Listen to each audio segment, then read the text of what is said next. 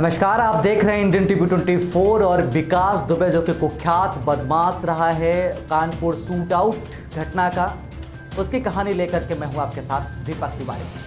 Kanpur shoot out का mastermind विकास दुबे की गिरफ्तारी मध्य प्रदेश के उज्जैन से हो चुकी है और उज्जैन के महाकालेश्वर मंदिर में कुख्यात अपराधी विकास दुबे को गिरफ्तार कर लिया गया है। विकास दुबे से अज्ञात स्थान पर पूछताछ भी की जा रही है और पूछताछ में विकास ने कई अहम खुलासे किए हैं। विकास ने कहा कि घटना के बाद घर के ठीक बगल में कुआं था और कुएं पर 5 पुलिस वालों की लाशों को एक के ऊपर एक रखा गया था और जिसमें आग लगा करके सबूत मिटाने की कोशिश थी, लेकिन आग लगाने के लिए घर में गैलनों तेल भी रखा गया था। लेकिन लाशें इकट्ठा करने के बाद विकास को इस घटना को अंजाम देने का मौका नहीं मिल पाया, फिर वो फरार हो गया। विकास दुबे ने शहीद सीओ देवेंद्र मिश्रा के बारे में बताया कि देवेंद्र मिश्रा से उसकी बनती नहीं थी, कई बार वो उसे देख लेने की धमकी भी दे चुके थे, पहले भी बहस हो चुकी थी। और विनय तिवारी ने भी बताया कि सीओ तुम्हारे खिलाफ है। विनय तिवारी जो कि चौबेपुर थाने के एसओ हैं, उन्होंने कहा था कि विनय तिवारी ने बताया था विकास दुबे से कि सीओ तुम्हारे खिलाफ है, लिहाजा विकास दुबे ने बताया कि उसे सीओ पर बहुत ही ज़्यादा गुस्सा था। विकास दुबे ने आगे अपना कबूलनामा बताते हुए कहा कि सीओ को सामने के मकान में मारा गया था, लेकिन ये बात सच है कि सीओ को मैंने नहीं मारा। सीओ को मारने वाले मेरे साथी थे। मेरे आदमियों ने दूसरी तरफ के अहाते में कूदकर मामा के मकान में सीओ को मारा था। पैर पर भी वार किया गया था क्योंकि मुझे पता चला था कि वो बोलता है कि विकास का एक पैर गड़बड़ है, दूसरा भी सही कर दूंगा। और शायद यही नाराज़गी विकास के मन में थी क्योंकि विकास ने बताया कि इसी कारण जो है सीओ के पैर पर हमला कराया गया था। सीओ के पैर पर वार किया गया, सीओ का गला नहीं काटा था। गोली पास के सिर में मारी गई थी जिससे कि सीओ का आधा चेहरा फट गया था।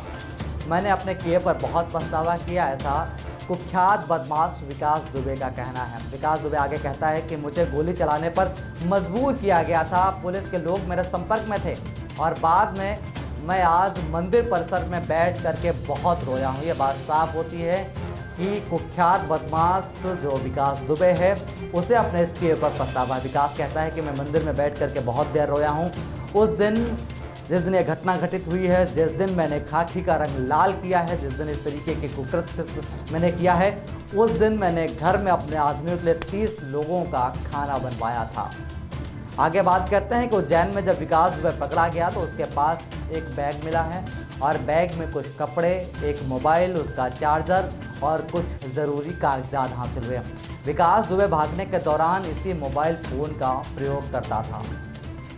विकास दुबे इसी मोबाइल से कई लोगों के संपर्क में रह रहा था। अपने लोगों के संपर्क करने के बाद विकास फ़ोन को ऑफ कर देता था और फिर जिस जगह से वो फ़ोन करता था तत्काल प्रभाव से वो अपनी जगह को बदल देता था। विकास दुबे के गिरफ्तार के कुछ देर बाद ही पुलिस ने उज्जैन आए लखनऊ के 2 वकीलों को भी पूछताछ के लिए हिरासत में ले लिया। ये निजी गाड़ी से उज्जैन आए थे। वकीलों का दुबे से कनेक्शन है या नहीं, पुलिस इसकी पुष्टि के लिए उनसे पूछताछ की है।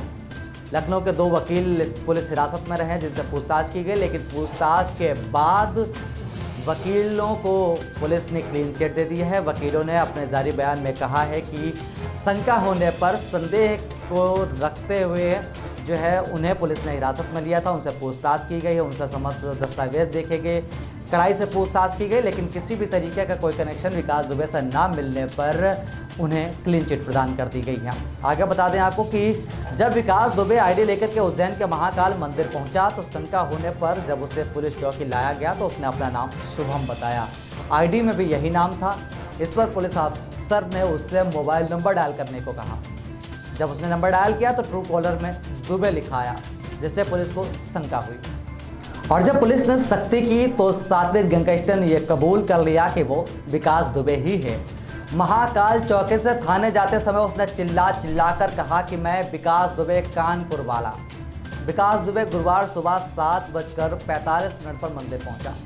बाहर एक दुकान पर उसने मंदिर में दर्शन करने की व्यवस्था पूछी, 250 रुपये की रसीद भी कटवाई और भीतर प्रवेश भी किया। इसी दौरान संबंधित दुकानदार और एक गार्ड को शंका हुई। तब शंका के आधार पर पकड़कर पुलिस चौकी लाया गया। पहले नाम उसने अपना शुभम बताया, लेकिन जब पुलिस ने कड़ाई से पूछताछ की तो उसने अपना कबूल किया कि वो विकास दुबे ही है।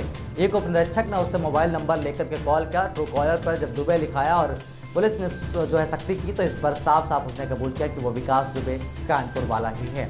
इसके बाद ताबड़तोड़ पुलिस अधिकारियों को सूचना दे दी गई और इसके बाद उसे महाकाल थाना ले जाया गया, जहां पर एसपी पहुंचे और फिर एसपी के द्वारा उसे पुलिस कंट्रोल रूम लाया गया। विकास दुबे किसी पॉल के नाम की फर्जी आईडी का भी इस्तेमाल कर रहा था। वो तड़के राजस्थान के कोटा से सड़क के रास्ते उज्जैन भी पहुंचा। विकास दुबे के साथ ही वहां के शराब कारोबारी को भी गिरफ्तार किया गया। फिलहाल आतंक का पर्याय बन चुका, या फिर यूं कह लें कि दुर्दांत कुख्यात, जिस तरीके से पुकारें, विकास दुबे को आखिरकार गिरफ्तार करके उसके पाप का अंत कर दिया गया है। आगे क्या वक्त रंग लाएगा ये तो खैर आगे आने वाला वक्त ही तय करेगा।